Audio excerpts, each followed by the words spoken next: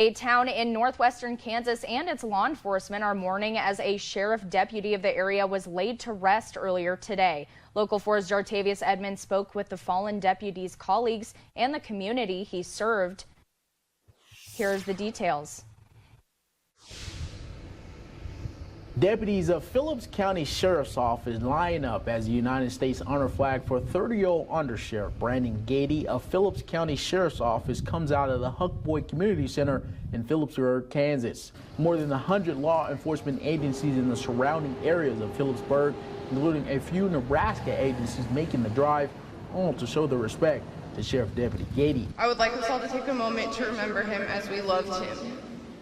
As a teammate, as a co-worker, as a father, son, and sibling, as Deputy Gaede. Deputy Brandon Gaede was called to a home in Phillipsburg on Friday, June 27, after a report of loud explosions. Deputies say when Gaede tried to arrest Colton Griffith, the suspect pulled the handgun and shot Gaede. Gaede shot back, killing Griffith.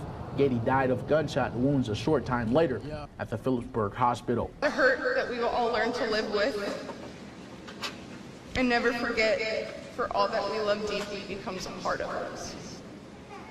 That I know my brother, Deputy Brandon Gaede, will never be forgotten and will live on in our hearts until we meet again.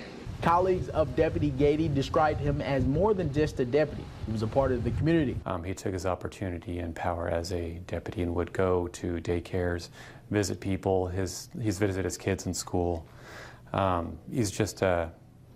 He was a very rule-abiding person. Obviously, all cops should be, but he was he was to the letter. Deputy Gaede did his job the right way, Sheriff Pinkerton expressed.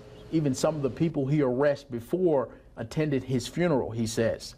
However, Sheriff Pinkerton mentioned this isn't the first time Deputy Gaede brushed death. We had a middle school adjacent shooter that was shooting in the air one time, and Brandon was doing school zones because he was extremely religious about those school zones, making sure they got done. And he pulled around the corner in seconds, pretty much while he's getting the dispatch because he was already in the area, and pulled out his firearm and gave commands to the man who outgunned him at that point. He was armed with a long rifle and also a Glock as well.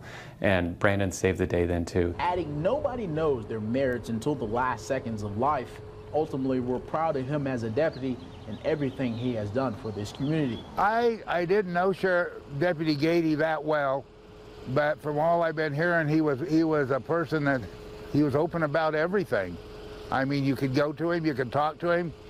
I ride with a motorcycle group, and anytime we needed help controlling traffic for a poker run, he was ready to go do it. Deputy Gaede's story has been talked on multiple social media sites as law enforcement agencies from across the United States all share their respects. Deputy Gaede now rests at Emmanuel Evangelical Lutheran Cemetery. He leaves behind a wife and 3 children. Reporting in Phillipsburg, Kansas, Jartavius Edmonds, Local 4 News.